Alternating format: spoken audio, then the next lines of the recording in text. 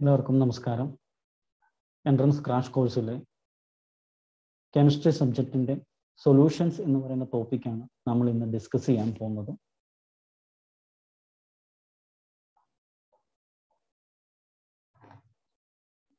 സൊല്യൂഷൻസിൻ്റെ introduction part നിങ്ങൾ കണ്ടെന്ന് ഞാൻ വിചാരിക്കുന്നു. ഇന്ന് നമ്മൾ ഡിസ്കസ് ചെയ്യാൻ പോകുന്നത് Raoult's law. What do you mean by Raoult's law? It is Raoult's law. It is related to the partial pressure of a solvent over a solution of a non-volatile solute. Then volatile solute ഉണ്ട്. What is the difference between this non-volatile and volatile solution? It is the partial pressure of a solvent is directly proportional to the mole fraction of the solvent in solution. That is the definition. അതാണ് Raoult's lawയുടെ definition എന്ന് പറയുന്നത്. Then എന്താണ് vapour pressure എന്ന് പറയുന്നത്?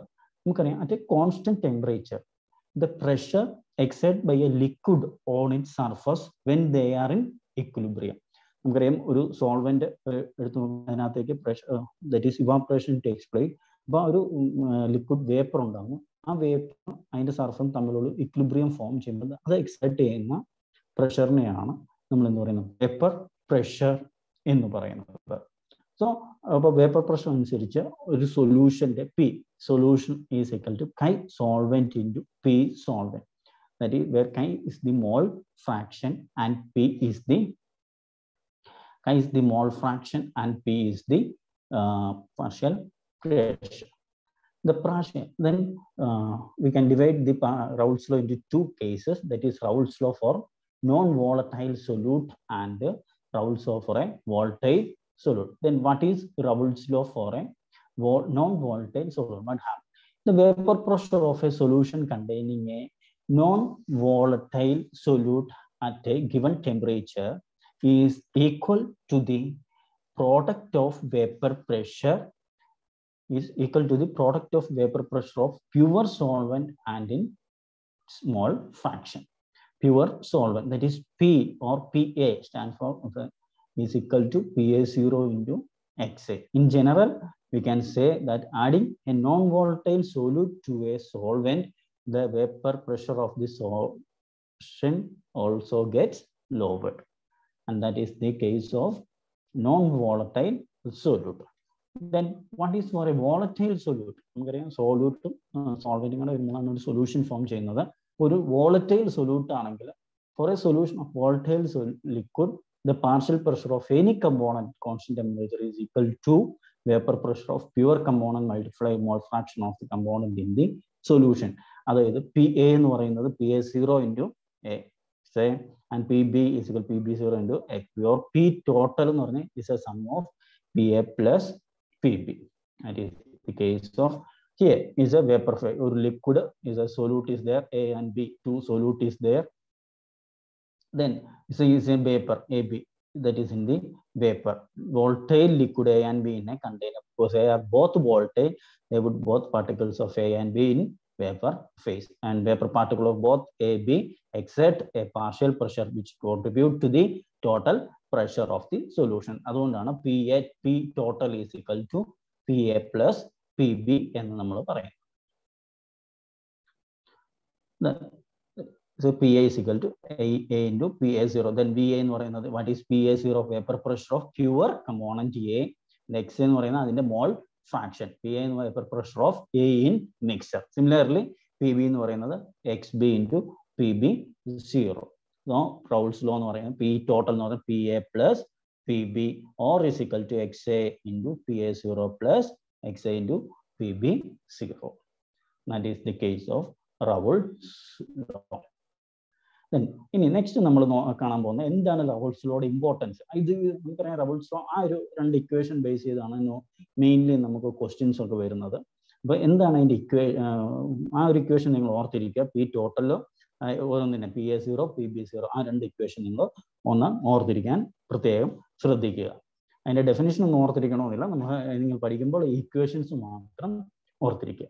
Then what is the importance of Raoult's law? As we have a closed container filled with the volatile A After that, due to evaporation, vapor of particle of A will start to form. Then time passes, vapor particle of A will be in dynamic equilibrium with the liquid particle. The pressure exerted by the vapor particle at any particular temperature is called vapor pressure of that temperature. Then Raoult's law is applicable only if the two components are completely miscible, and that is another important point related to Raoult's law from a homogeneous solution. So the Raoult's law that obeys solution obeys Raoult's law are called ideal solution. Ideal condition is ideal solution. In the case of ideal solution, vapor phase is richer in more volatile component, that is one having relatively greater vapor pressure. Depending on the vapor pressure of the pure component, the total vapor pressure of the solution may increase or decrease with the mole fraction of the component because it is directly proportional. That is the importance of Raoult's law. Then what is ideal and non-ideal solution? Based on this one, Raoult's law which is the ideal solution and non-ideal solution. A solution is said to be ideal if it strictly obeys Raoult's law at all concentration of temperature. Raoult's law follow solutions in ideal solution. Example, benzene and toluene, normal hexane and normal heptane. Then non-ideal solution, what is non-ideal solution? Solution which fails to fulfill the caption of ideal solution, or Raoult's law obey solutions ideal solution, non-ideal Raoult's law obey cheyatha. Example, ethanol and water, HNO3 and water. Example for the ideal. Then another difference between this non-ideal solution is force of interaction in the solution are the same as in the case of pure component. Ideal and non-ideal solution. For an ideal solution, the force of interaction in the solution are the same as the pure. That is, AB interaction are same. From component A and B in the interaction same AA and BB. Another delta V mix is equal to 0 and delta H mix is equal to 0. Another main point, PA is equal to PA0 into XA and PB is equal to PB0 into XB. For a non-ideal solution, the force of interaction in the solution are different from that of the pure component. That is, A, B interaction, that is different from that of A and BB interaction. Or delta V mix not equal to 0, delta H mix not equal to 0, PA not equal to PA0 XA. This is based questions chance on. Then non-ideal solution classify based on the nature. Non-ideal solution positive deviation from Raoult's law, non-ideal solution showing negative deviation. Then what is the positive non-ideal solution showing positive deviation? In case of mixing two volatile components of the solution, the magnitude of force of interaction decreases. AB interaction either less than AA and BB interaction. The solution escapes easily. That is, AB interaction is less than AA and BB, and that solution that is a non-ideal solution showing positive deviation from Raoult's law. That is, PA greater than PA0 XA and PB greater than PB0 into XB. Delta B mix and delta H mix are positive. The solution example is alcohol and cyclohexane, acetone and carbon disulfide. Then non-ideal solution showing negative deviation. Upon differentiate AB interaction is more than AA and BB. PA less than PA0X and PB less than PB0XB. Delta HB mix and delta H mix is negative.